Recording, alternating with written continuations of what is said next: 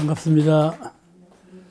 오늘 공부는 경희편 제52장 육도사생에 관한 공부를 하시겠습니다. 여러분 잠 잘 때 잠이 잘 오나요? 창타원님은 잠 잘 자나요? 나는 잠이 너무 많이 와서 큰 고민이야. 잠이 많이 와서 고민하는 사람. 근데 잠이 안 와서 고민하는 사람이 또 있어. 그냥 병날 지경이에요. 잠이 안 와갖고. 그런데 말이에요. 주문을 외우세요. 잠잘 때는 주문을 외우세요. 그러면요. 신통하게 잠 잘 자요. 꿈도 아주 좋은 꿈을 꾸고요. 또 꿈이 없고. 아시겠죠? 그런데요. 텅 빈 마음, 우주 본정로 진리 자리에 합일된 성경으로 차리라. 그러면요, 잘못하면요, 꿈이 많을 수가 있어요. 근데 이 연불을 하는 것처럼 주문을 계속 외우면 이게 대치 공부예요. 이 요령이에요. 텅 빈 마음으로 있는 것도 훌륭한 공부인데, 부처님께서 하시는 거고, 우리가 공부할 때는요, 대치시키는 거야. 연불로 사마를 대치하는 것처럼 주문으로 대죠. 대개요, 원불교 나오기 전에 천도교, 정산교 등은요, 주문종교예요. 주문종교예요. 정산종사님께서 손 주문을 하셨어요. 아시겠죠? 대종사님 배웠기 전에는 손 주문이에요. 근데 이 주문의 매력을 느껴야 돼요. 보통 분들은 기도할 때만 주문하는 줄로 알아. 기도할 때만 천지연기 아심자고 오고는 천지연기 아심 싹 잊어버리고 살아. 근데 그것이 아니에요. 주문은 연불하고 똑같은 의미를 갖고 있는 거예요. 이 공부법을 잘 알아서 잘 활용을 해야 돼. 공부를 묵혀버리면 안 돼. 이럴 때는 이 공부로, 이럴 때는 이 공부로. 그래도 말이죠. 참 이게 깨나서 활동할 때는 뭔 거니? 이 이론상의 광명, 법신불 이론상의 광명, 온 천지가 이론상 광명 하나뿐, 온 천지가 이런 신불, 마음 부처님 하나뿐. 아시겠죠? 이론상 광명밖에 없어. 그런 마음으로 걸음도 걸고 사람을 대화도 하고 다 그러는 거죠. 그죠? 내가 이렇게 한다고 해서 여러분께서 꼭 그렇게 하라는 건 아니에요. 나에게 맞는 공부, 어떤 공부가 나에게 이때 잘 만든 공부가 실효를 가져올 수 있는 공부, 그런 공부를 잘 하시면은 자신이 생기죠. 이런 자신감이 생사일회예요.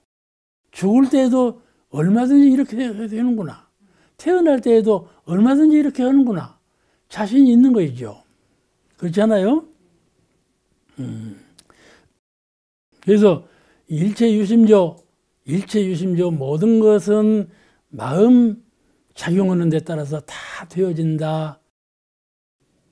잠 안 올 때 어찌서 잠 안 오노? 그러지 말어. 일체유심조, 내가 마음으로 어떻게 대처해야 될 건가? 이걸 연구해야 돼. 그거 맞게 해야지. 잠 안 오는 거예요. 잠 안 오는다. 병원에 가서 약 먹고 그러면 안 돼. 그러잖아요?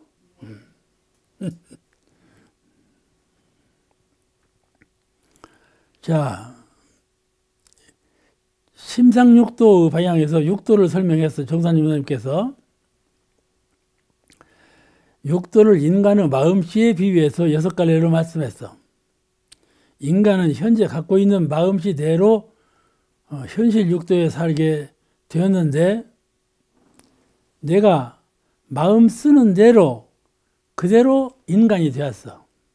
짐승은 지가 마음 쓰는 대로 짐승이 되었고, 곤충도 지가 마음 쓰는 대로 곤충이 되었다. 형상 없는 마음 세계에서 마음 쓰는 대로 현상 있는 실존 세계에 그대로 태어났다. 그 말이에요. 그런데 비록 형상 있는 이 실존 세계에 태어났지만 속에 있는 마음을 잘 써야 돼. 아시겠죠? 속마음을 잘 써야 돼. 그래야 이 현실 세계가 고우 세계를 면해. 얼마든지 고통스러운 세계가 돌아와요. 가정에서, 친구 간에 내 사업하고 있는 직장에서 내가 어느 때 어느 곳에 있을지라도 나에게 고가 돌아올 일이 참 많아요. 근데 이걸 대체할 능력이 있어야죠. 마음으로 대체해야 되는데 어떻게 대체할 거냐. 그걸 우리 마음 공부 가운데 보은, 사은에 보은하라. 공부, 사막으로 공부하라. 이 공부는 대체 요령이 있잖아요. 그렇죠. 그걸로 공부를 해야 한다요. 그러면 모든 고가 사라진다. 이렇게 활용을 해야 돼. 법을 그때 당해서 활용을 해야 고가 사라진다. 나한테는 왜 이렇게 고가 돌아오는가 이러지 말고 이 고를 어떻게 해소할 것인가 하는 것을 대종사님의 법을 가져다가 잘 활용하면 고가 눈 녹듯이 사라져 버려. 그러니까 마음 쓰는 대로 우리는 현실 육도에 태어나게 되고 현실 육도에 살고 있지만은 마음 쓰는 대로 또 천상세계가 열리기도 하고 인간세계가 열리기도 한다 그 말이에요. 이게 심상육도가 제일 중요한 것이죠. 그래서 심상육도에 의해서 이제 천도, 인도, 수라아귀를 설명해 보겠습니다. 심상육도, 마음씀에 의해서 어떻게 천도가 열리며 인간계가 열리는가.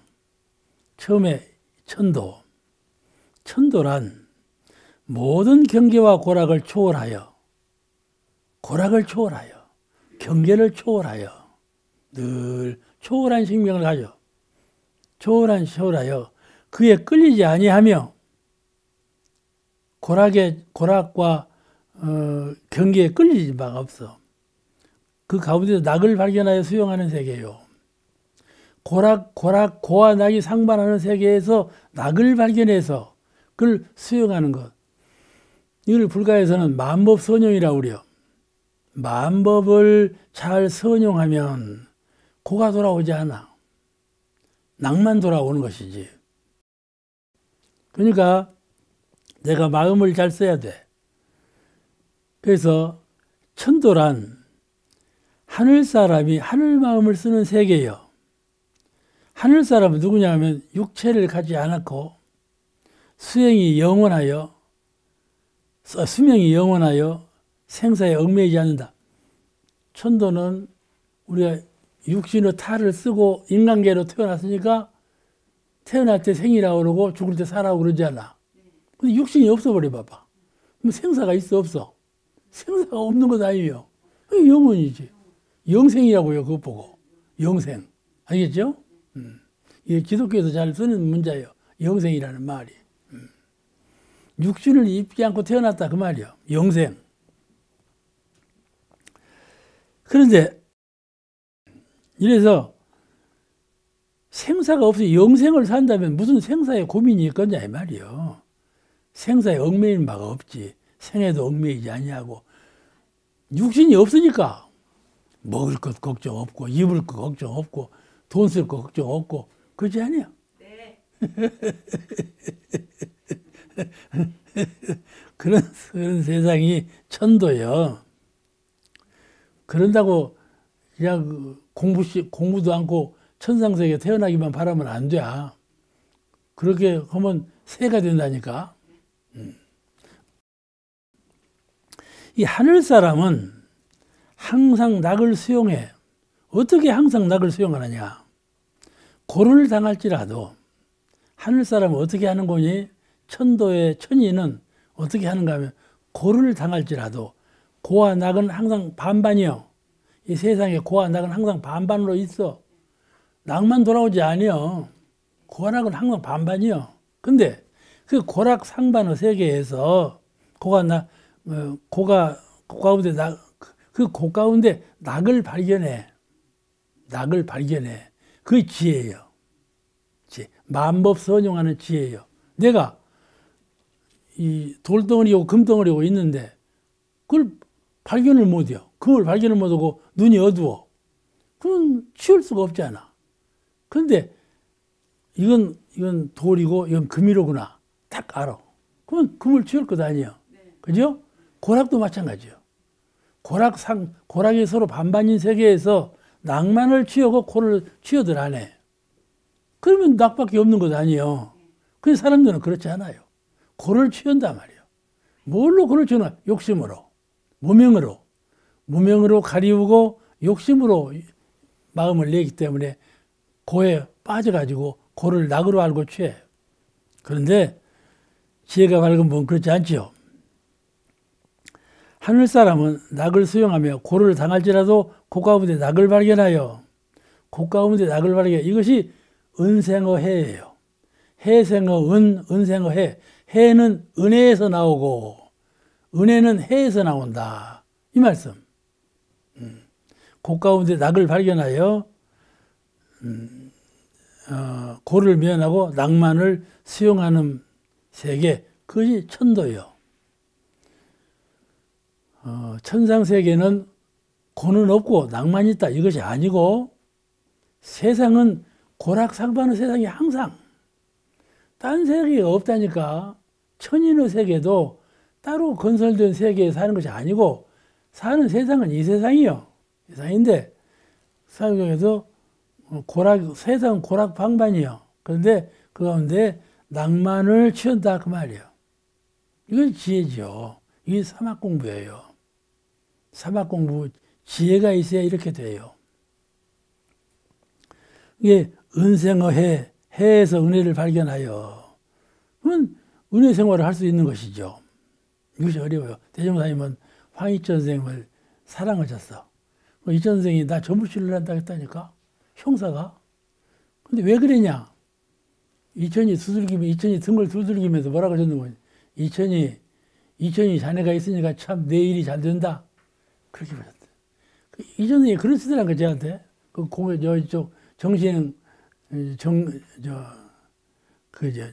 황정신행님이 기사한 집, 그 집이 정신원이든가? 그 집에서 이제 그 큰 방에서 이 얘기를 하는데 들어보면 그 얘기를 해요. 그러시더라고. 그런데 대중은 황희천 선생이 있으니까 우리 원불교 망한다. 이 생각했거든. 그냥 미워했단 말이에요. 근데 지극히 사랑하는 양반은 대종사님이요. 그래서 점없이를 한다고 했다니까. 그래갖고 이제 법락이랑 두르고 점물씨하고 똑같이 생활했어요. 생활했어.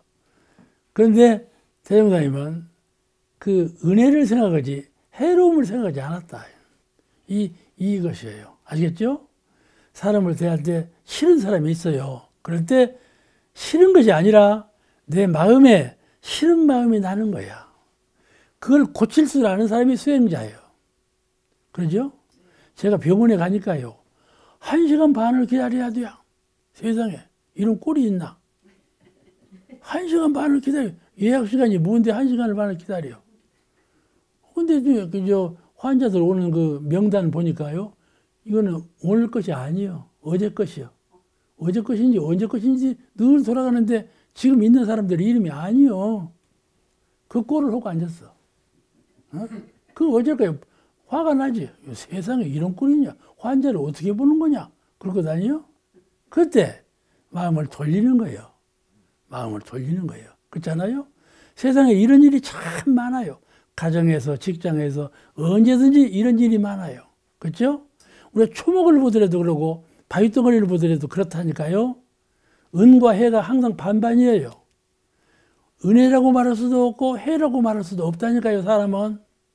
저 사람은 나한테 은인이다. 저 사람한테 해로운 사람이다. 그렇게 정해지지 않았어요. 정해지지 않았어요. 저 전답, 내가 소유하고 있는 너는 나한테 은혜롭다, 나한테 해롭다가 정해지지 않았어요. 저건 내 것이다, 이건 네 것이다 정해지지 않았어요. 세상 만물은 전부 정해진 바가 없어요.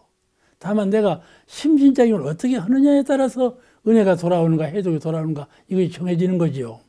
그러니까 마음을 잘 써야 되지 않겠어요? 그죠?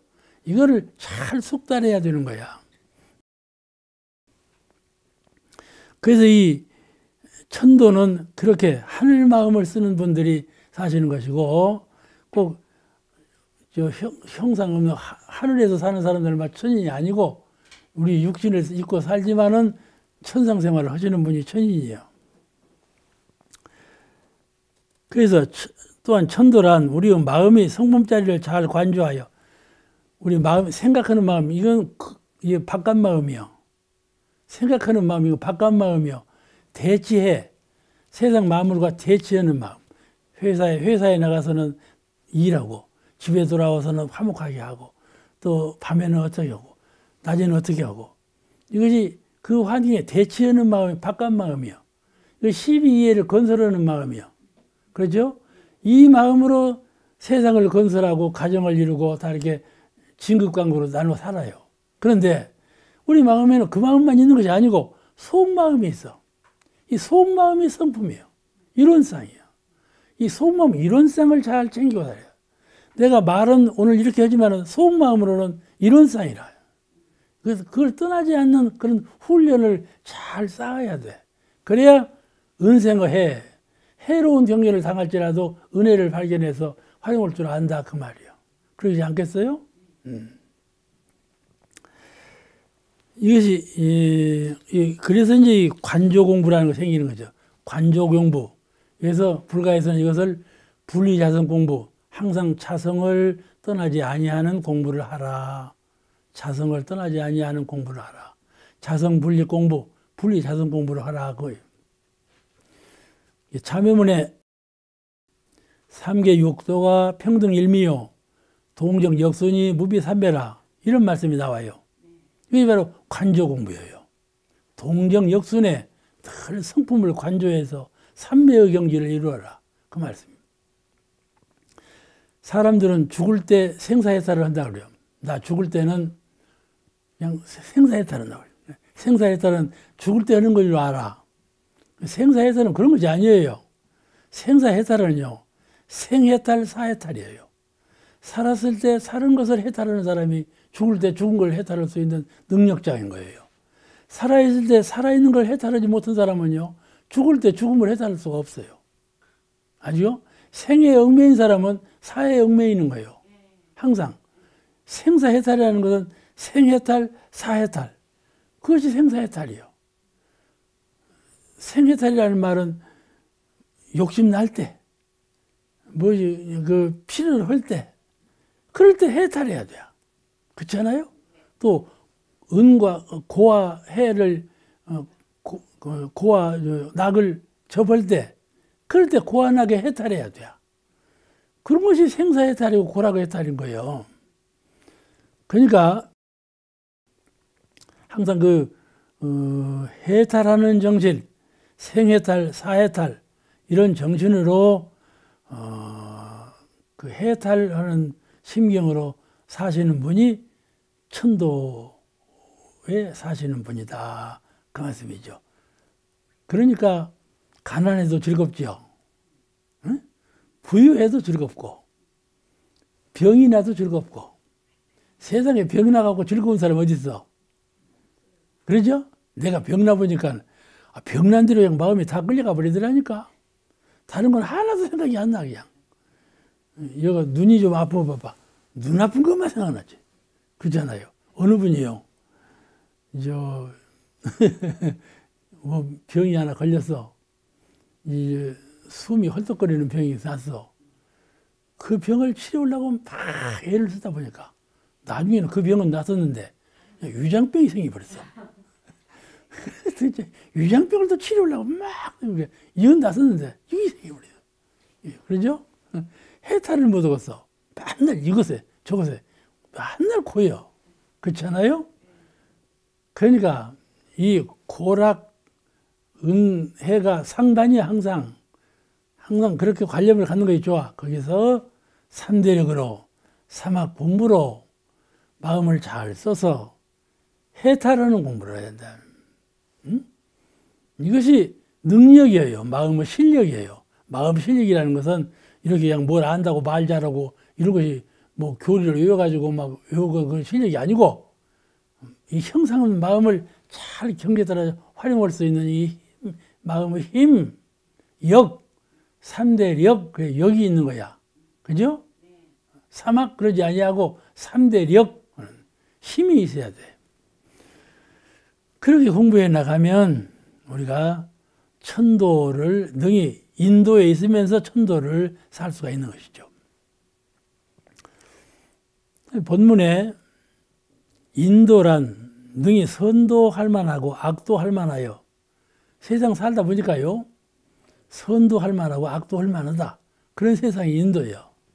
하여 고도 있고 낙도 있으며 향상과 타락의 기로에 있어서 잘하면 얼마든지 좋게 되고 자칫 잘못하면 악도에 떨어지게 되는 세계예요. 그러니까 꼭 중간점, 여기서 잘못하면 악도에 떨어지고 잘하면 천상으로 올라가고 그런 세계다 그 말이에요. 인간은 육도 진급과 한급의 중간에 위치해 있어. 인간은 심진장애에 따라서 얼마든지 진급할 수 있고 얼마든지 진급할 수가 있어. 안 되지요. 내가 중생인데 공부를 해봐도 안 되네. 예? 오늘 사막을 수행하고 오늘 해서도 이만큼 하면 능력이 좀 생기려 했는데 또 그러게 10년 지나가도 그 모양이네. 그렇잖아요? 내가 무슨 신통이적을 능력을 있는가? 내가 큰 지혜 광명을 갖고 있는가? 생각해보면 아무것도 없다는 얘기예요. 그렇게 공부했어도. 그렇잖아요. 그러면 그런 마음이 들 때가 있어요. 그런데요. 공부라는 것은 그렇게 되면서 되는 거예요. 급작이 되지 않아요. 그래서 그렇지만 진급도 할 만하고 간급도 할 만하고 그 인간이라니까. 그러니까 아주 꾸준히 해나가야 돼. 해나가면 그야말로 그냥 확연하게 열리는 날이 있겠죠. 그런 사람을 기다린다 그래요. 때를 기다린다 그래요. 아시겠죠? 스토인이 때를 기다린다. 언제나 되려는 거. 공부시면 똑같아요. 어제 공부하는 마음이나 오늘 공부하는 마음이나 한결같이 똑같아요. 그런데 마음 가운데 만족하지가 않아. 근데 때를 기다린다 그 말이에요. 아시겠죠? 과일도요. 오늘 읽고 내일 읽지만 과일 지 자신은요. 읽는 줄을 몰라요. 그래도 읽는 날이 있죠. 시간이 가면. 그렇듯이 공부도 또 그와 같다 그 말이에요. 그 중간자에 있는데 인도 세계는 빛과 어둠이 반반이요. 그죠? 빛과 어둠이 반반이요. 밝고蒙昧한 것이 반반이요. 또 선과 악도 반반이고 고와 낙도 반반이고 역경과 순경도 반반이고 성공과 실패도 반반이고 강급과 진급도 반반이고 모두가 다 반반이 인간이요. 변산 격포 해변에 가면요. 가보셨어요? 변산 격포 해변에 가면 이게 층층 암벽이 있죠. 그 바닥에 또 암벽이 길게 깔려 있죠. 그 바닥에 길게 층층 암벽 말고 바닥에 암벽이 길게 깔린 거 그걸 뭐라 그러는 거니? 나도 이제 캄브리아기의 석반이라고 그래요. 그거 보고. 이게 층층 암벽 말고 물로 쭉 깔려있는 바다, 돌, 그걸 캄브리아기 석반이라고 그래요. 그거 보고. 근데 그 캄브리아기 석반은 사람이 안세할 때예요. 인류가 존재하지 않은 때예요. 아시겠죠? 격포에 가서 보실 때, 이때는 인간이라는 존재가 없는 때로구나. 이제 과학자들이 인증한 거예요. 인간이 없었어, 그때는. 그러니까 인도가 없지. 사람이 없는데 뭔 인도가 있어. 그렇잖아요. 그런데, 이제, 600만 년 전부터 유인원이 생겼대. 사람같이 생긴 원숭이. 이 원숭이는 뚝 서서 이렇게 있어. 눈도 코도 사람같이 생겼고. 이렇게 보면, 미개인같이 사람같이 생겼다니까, 원숭이가. 그런 유인원. 그게 존재했어. 그래서 450만 년 전부터는 최초 인간이 존재해왔다. 그 유인원이 이제 사람 모습으로 바뀌었어. 4,500만 년 전부터. 이것도 그냥 과학자들이 하는 말이야. 이제 되게 그럴 것이다. 그러지 뭐. 이렇게 진화되었다. 이렇게 보고 있는 거예요. 그러니까 인도는 본래 존재하지 않았으나 지구 환경의 변화에 따라서 유인원이 발달 과정을 거쳐서 인간의 역사가 시작된 거예요. 천도, 인간, 수라, 악유, 축생이 다 그래요. 다 본래 없는 것들이에요. 근데 심진작용에 의해서 생겨난 것들이에요. 인간은 일체 생명 중에서 유일하게 최령이요. 가장 영특하고 지혜로워. 불지에 오를 수 있는 가능성이 있어. 인간은 불지에 오를 수 있는 가능성. 축생이나 이런 것들은 없어. 이건 배우지도 못하고, 지혜가 늘 스스로 개발되지도 못하고, 그런 것들이 출생이에요. 왜냐하면 인간은 언어와 문제가 있어서 교육이 가능해. 또 지혜가 최령해서 잘만 하면 얼마든지 진급할 수 있는 존재죠. 지혜가 최령해서. 그래서 당나라의 한 승려가 조조선사에게 물어봤어. 준동함령이 개유 불성인데 과거 서가모니 부처님께서 준동함령이 이 움직이는 영혼이 있는 것들은 전부 불성이 있다 하셨다. 그런데 개에게는 불성이 있나이까 없나이까 이렇게 물어봤다니까. 알면서도 물어보는 거야. 스님들은요 알면서 물어봐요. 그러면 이 법거량이라고 하는데 나보다 법이 높은가? 과연 높으면 내가 배울 거고. 그래서 알면서 물어. 그게 법인문답이요. 찔벅거려 보는 거야. 아시겠죠? 부처님께서 준동함령 개유불성이라 했는데 모든 움직이는 생명체는 다 불성이라 하셨는데 저 개에게는 불성이 있습니까 없습니까? 물었다니까. 조주가 대답하기를 없나니라. 그 조주 무자. 이 유명한 무자예요. 누가 감히 부처님께서 다 불성이 있다 했는데 없나니라 그럴 수가 있냐 말이요. 그렇지 않아요? 어째 그랬을까?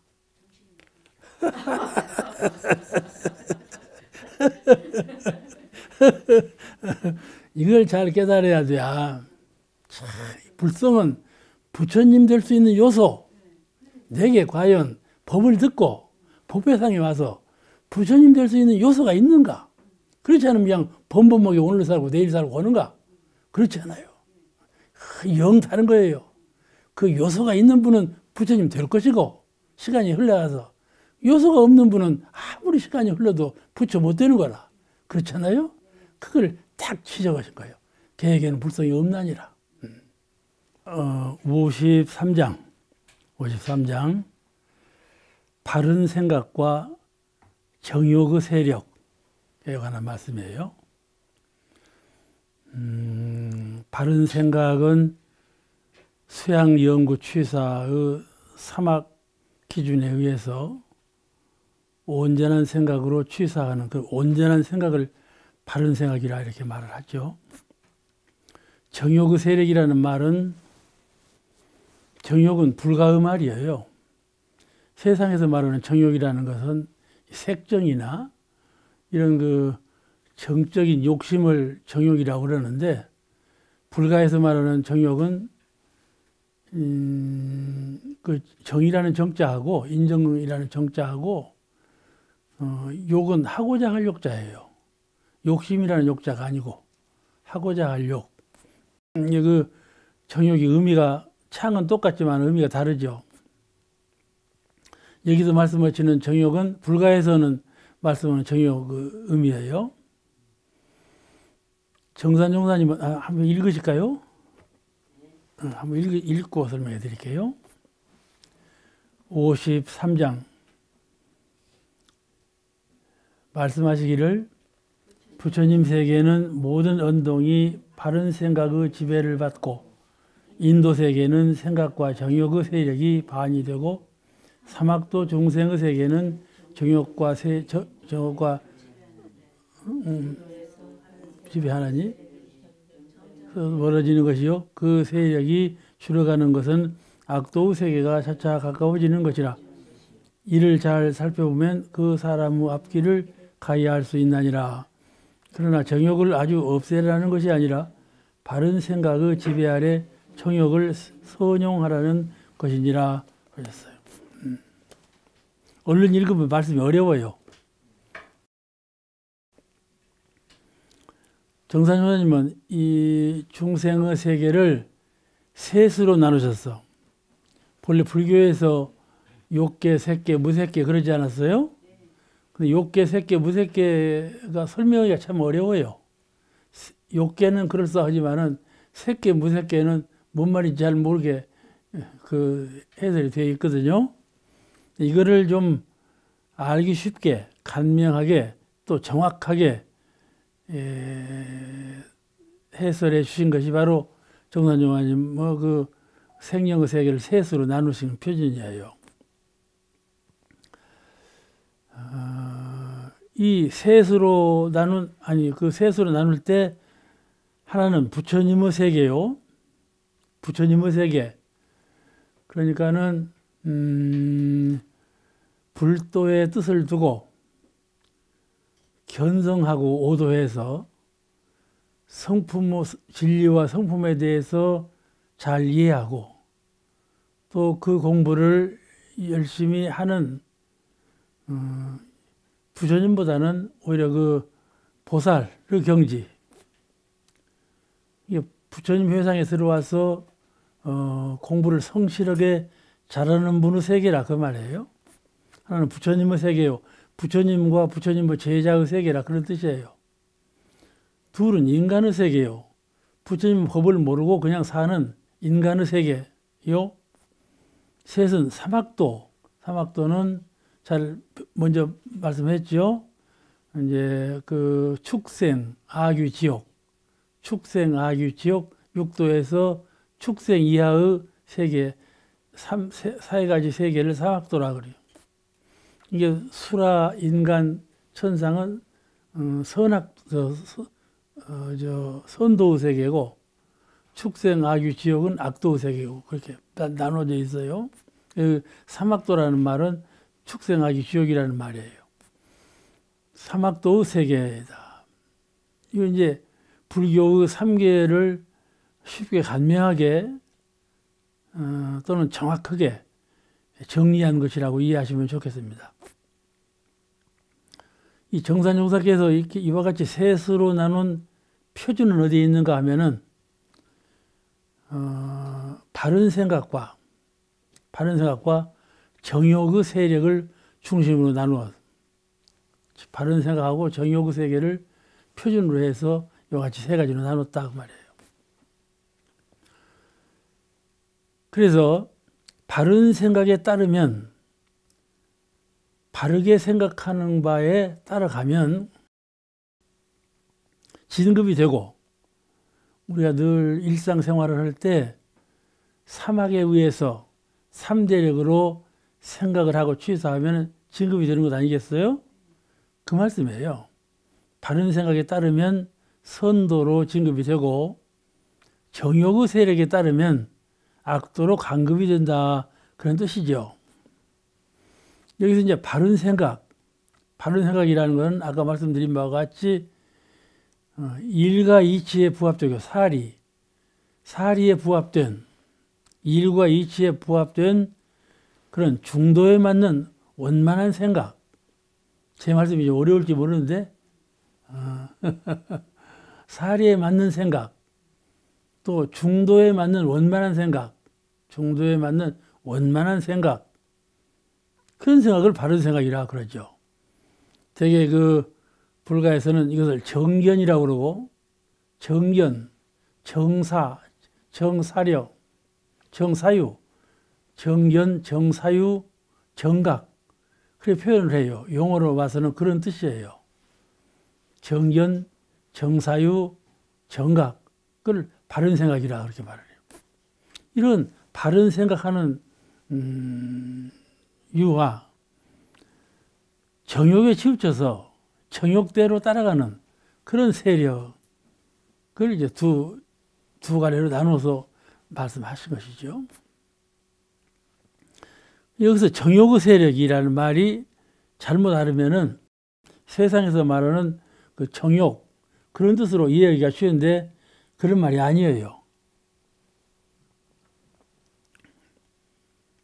불가에 쓰는 특수한 용어예요. 정욕이라는 말이. 하고자 하는 마음. 이 욕자가 하고자 할 욕자예요. 욕심 욕자가 아니고 하고자 할 욕자. 하고자 하는 마음의 힘, 하고자 하는 마음의 힘을 정욕의 세력이라 그렇게 말을 해요. 우리는 배울 때 분별성과 주착심이라는 용어를 정신수양의 과목에서 배웠죠. 정신수양을 배울 때 분별성과 주착심에 대해 배웠는데 이 분별성과 주착심에 관계되는 마음들이 다 정욕의 마음이에요. 분별하는 마음, 주착하는 생각, 이런 생각과 마음을 정욕의 마음이라 그러고 이 마음의 세력을 정욕의 세력이라 그렇게 표현한 것이에요.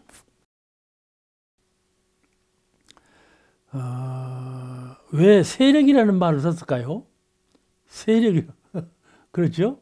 세력이라는 말을 정욕의 세력, 정욕의 세력이라는 말씀을 쓰셨는데 왜 세력이라는 용어를 썼는가 하면은 이 정욕의 세계는 하고자 하는 마음의 세계, 분별성과 주착심의 세계는 아주 광범하죠.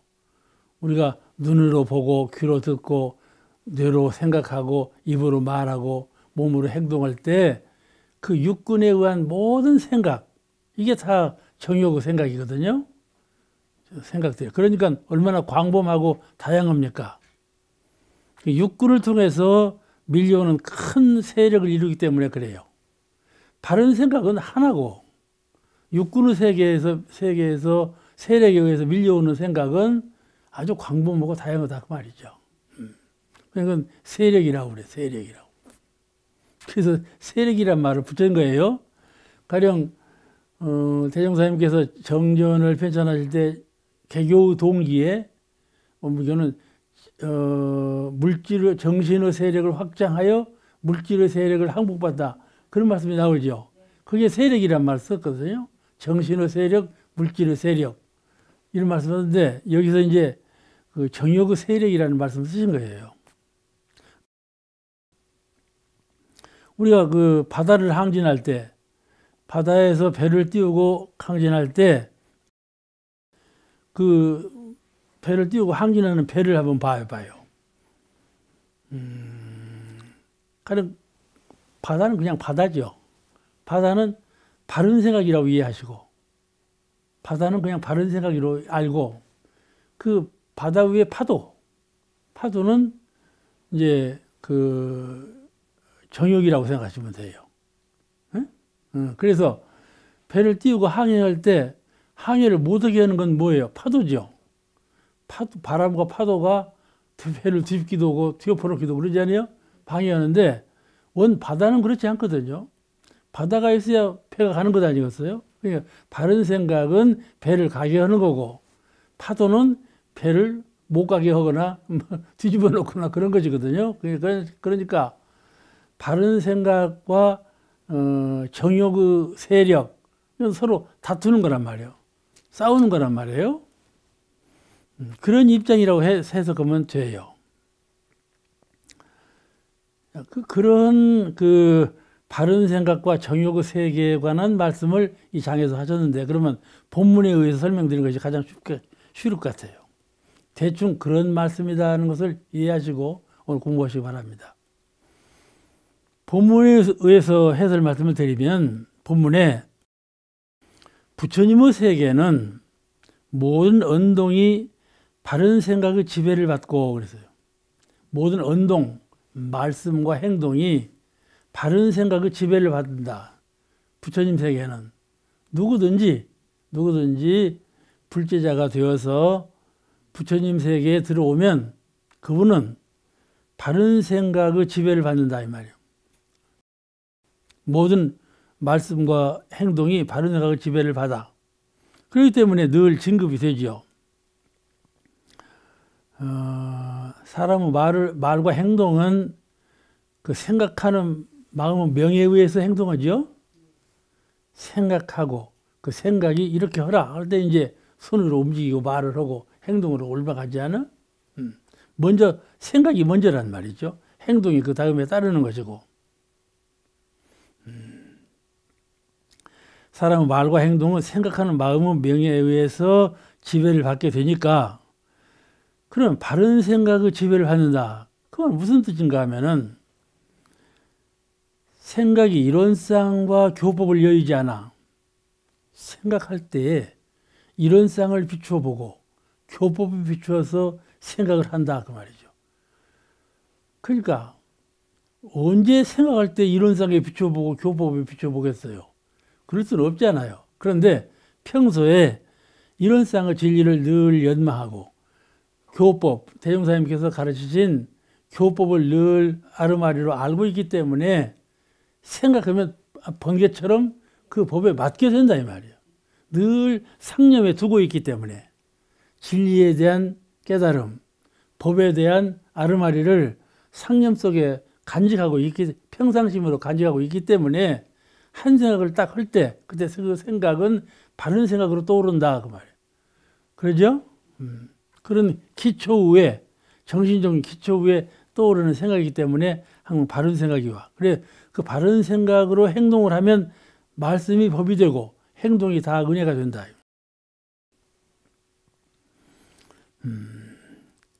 생각이 이론상의 진리와 교법을 비추어 사리에 부합된 생각을 바른 생각이라고 한다. 좀 말이 어렵죠? 이론상의 진리와 교법, 대명사님께서 가르친 사은사요 삼학팔조의 교법 비추어서 사리에 부합되게, 일과 이치에 부합되게 생각을 하는 거. 이걸 그러니까 불가에서는 정견, 정사유, 정각 그렇게 말을 해요. 그러니까 정각정행이라는 말도 여기서 나온 거죠. 정각정행. 정사유는 팔정도에서 나오는 말이에요.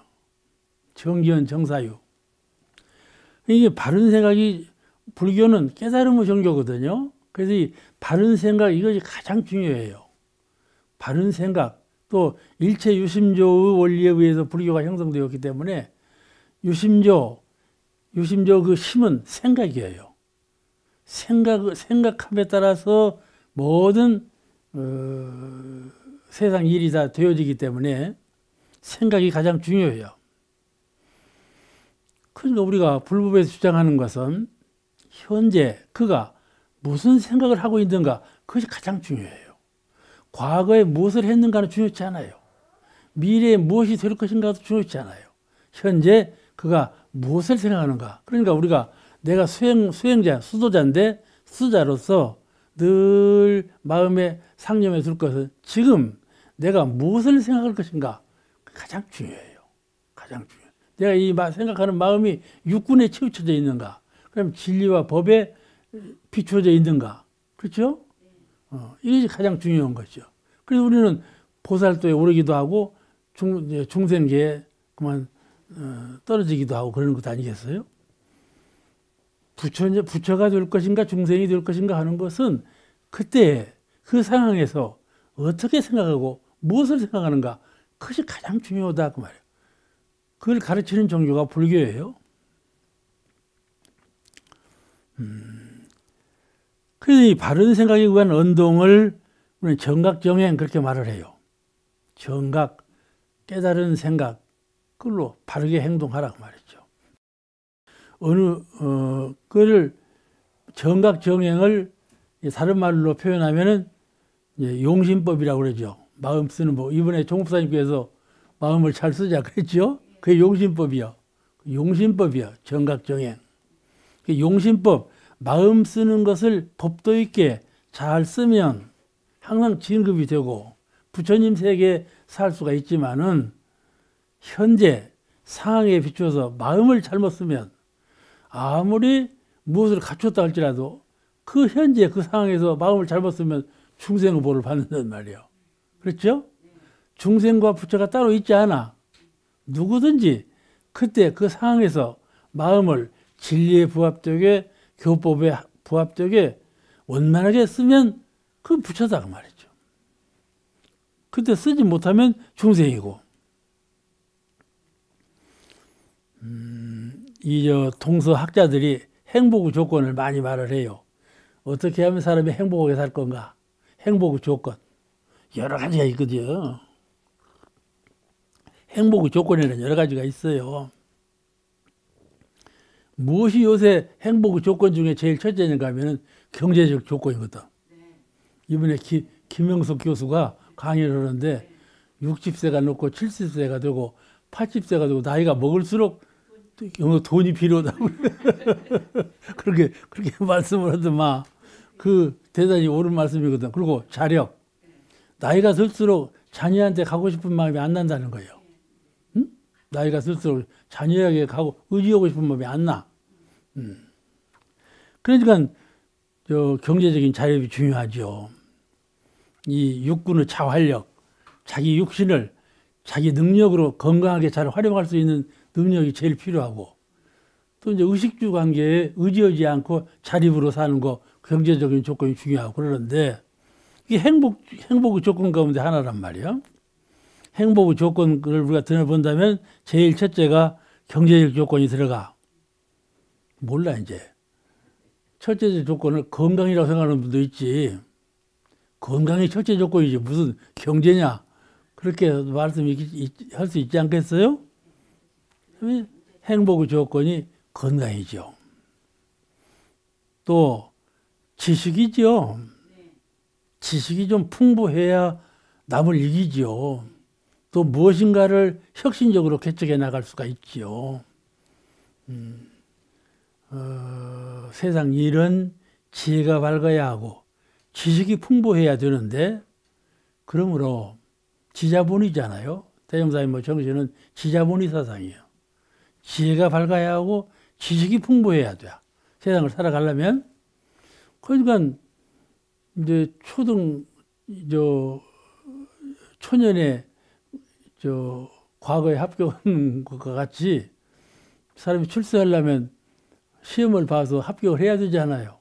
초등학교부터 대학교 사회에 이르기까지 지혜와 지식이 충분히 갖춰져 있어야 그 행복의 조건이 된다 그 말이에요.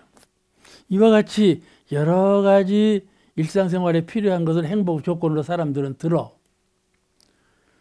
또 같은 일이라도 능력 있게 하는 사람하고 능력 없이 하는 사람하고 또 판이하게 달라요. 타고난 능력이 있는 사람이 있다니까. 그런 부면에 그 참 사람이 이상스러워. 여러 가지 형태예요. 사람마다 다 달라요. 그 능력의 조건, 이런 것들을, 이 무수한 조건들을 행복의 조건으로 사람들이 들려 세워요. 근데 과연 행복자인가? 그것이 이제 문제죠. 응? 재산이 있다고 과연 행복한가? 건강하다고 과연 행복한가? 지식이 있다고 과연 행복한가 하고 볼 때 누가 과연 행복자냐 하는 것이 문제인데, 대종사님 말씀은 마음 공부, 그래서 용심을 잘하는 사람, 마음을 잘 쓸 줄 아는 사람이 가장 행복한 사람이다. 그죠? 거지가 그랬다고 그러지 않아요? 어디 불이난 집에 불난 것을 봐고 아들 보고, 얘야 봐라. 우리는 집이 없으니까는 불나서 할 걱정 없지 않니? 그랬다고 그러지 않아? 마음 쓰는 것을 행복으로 한다는 것은, 첫째, 마음을 잘 깨달으면 영생을 산다 이 말이에요. 응? 생사가 없어. 생사가 없어. 또 마음을 잘 깨달으면 원만구족해. 모든 것이 그 마음 가운데 전부 갖추어져 있어. 이 이치를 통달해야 하는 거예요. 마음을. 그래 마음을 잘 쓰는 사람이 행복한 거예요. 또 마음을 잘 쓰면 고를 낙으로 바꿔. 응? 고를 낙으로 바꿔. 해를 은혜로 바꿔. 이런 작용을 한다 이 말이에요. 그러니까 세상의 파도는 비록 해로운 경계가 나에게 돌아올지라도 그 해독을 은혜로 바꿀 수 있는 능력이 마음에서 나온다 이 말이죠. 그러니까 마음을 잘 쓰는 사람은 해가 없어. 고가 없고 생사가 없고. 그렇죠? 마음을 잘 쓴다는 말은 의미가 매우 광범해요. 매우 심오하고. 그런 뜻을 우리는 마음 공부를 통해서 지각하고 있어요. 내가 마음 공부를 해보니 과연 그 말씀이 옳다. 평소에는 마음 하나 잘 쓰는 것이 무엇이 그리 대단하냐 그러지만은 마음은 써보면 써볼수록 참 대종사님 말씀이 참 그 진리에 부합되고 옳은 말씀이로구나 하는 신념이 가요. 오늘 말씀 여기서 마칩니다. 감사합니다.